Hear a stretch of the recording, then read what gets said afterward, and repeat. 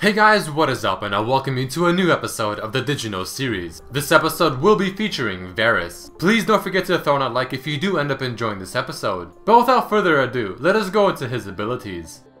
Varus' passive does not stack with minion and champion kills. The champion kill attack speed buff from the passive will always have priority. However, killing a minion during the 6-second buff from killing a champion will apply a diminished effect version of the minion kill passive after the champion one is finished.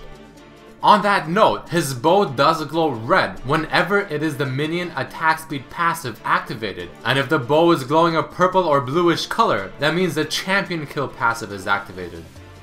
Even though Varus' Q does deal physical damage, it does not work with lifesteal as it is still considered a spell. Varus' Q can be charged for just a split second to quickly fire it off to proc the W passive ASAP without giving your opponent a chance to dodge it. Varus is able to flash while charging his Q, and it will not cancel the spell and can still be channeled or fired.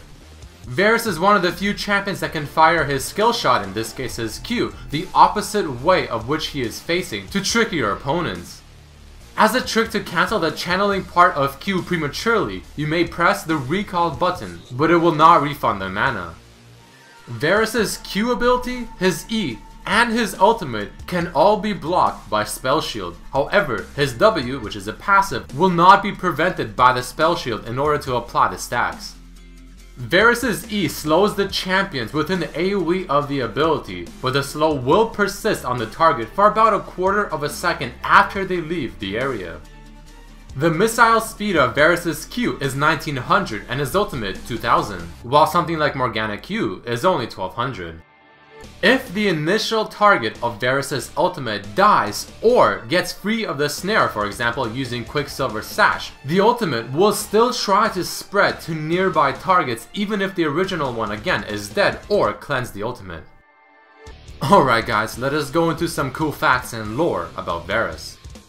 Varus was designed by somebody named Medler, who also made Syndra, Lysandra, Ziggs, and helped with Elise and Volibear. His voice-over artist is named Gavin Hammond, who also voiced over Pantheon and the legendary skin Bloodlord Vladimir. Varus' name may have an interesting origin, as the word Varus is a medical term for inward joint deformity, which relates to Varus' broken state. From that, let's go into his lore to learn more of his broken mentality. Varus was a very honorable warrior of Ionia, and was a warden of the sacred Ionian temple. This temple, which only the best Ionian warriors are selected to protect it, contained an ancient pit of corruption. One day, the forces of Noxus invaded Ionia, including Varus' village. However, Varus chose to stay and protect the temple as his duty, rather than to help the village fend off the forces.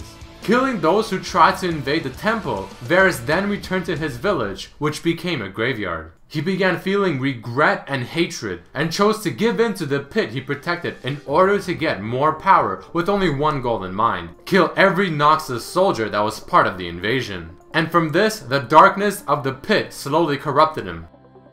Apparently, Varus' piercing arrow is a rework of Tristana's old version of Draw a Bead, which would reduce her movement speed in order to increase her range. Penny Arcade worked with the League art team to make a special edition Champion sneak peek for Varus. In Season 2, champions began being released with only one alternate skin, and Varus was the first to have this done. The Pit of Pallas in Varus' lore refers to Pallas from Greek mythology, who was a giant that was eventually killed by Athena. Archers tend to wield their bows on whatever side they're more eye dominant rather than hand dominant, and from this we can guess that Varus is right eye dominant. League judgments done to champions as they join the league to learn more about their past has been done to Varus, the only champion to have it done since Graves. Varus isn't the only Ionian champion to turn to the dark side. The other two are Syndra and Zed. Varus shares a similar quote to Lee Sin. I do what I must. We do what we must. His other quote, Beware a man with nothing to lose, is based on an Italian proverb, beware of one who has nothing to lose. Varus' other quote, "No turning back," is similar to Ezreal's and Aurelia's. No turning back now. There's no turning back. Blight Crystal Varus may reference World of Warcraft, where the undead race use blight crystals, like the ones in the artwork, to corrupt creatures. On top of this, he also has a quote that is spoken by some of the undead from World of Warcraft. "I am forsaken." Arclight Varus shows how he was just after giving into the corruption, yet before it fully consumed him. He shares this theme with Syndra specific to Ionia, but on top of this, with Aatrox as well. The bow from the skin seems very similar to the Bow of Light from the Legend of Zelda series. Arctic Ops Varus shares this theme with Arctic Ops Kennen. Riven is also listed as a rival to Varus, which may suggest she was part of the Noxus invasion.